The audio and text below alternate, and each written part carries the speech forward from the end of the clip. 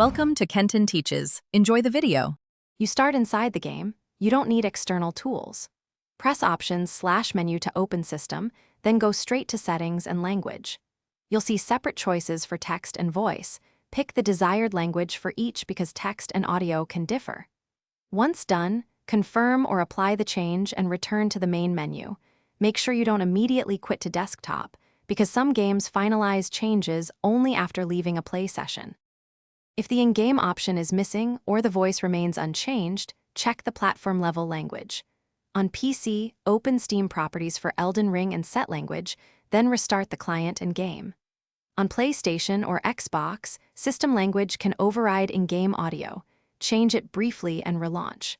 Once done, verify game files or let the platform download any required language packs. This ensures the audio assets match your selected text language and prevents mismatched subtitles. Finish by fully quitting and relaunching Elden Ring so all language assets load cleanly. On consoles, a full reboot helps. If the language still won't stick, verify game integrity or reinstall the game's language pack. Sometimes corrupted files block changes. Make sure your system locale matches the language choice when using mods or region-locked editions. If problems persist, contact platform support. Explain the steps you. Thanks for watching. Please subscribe if this video was helpful.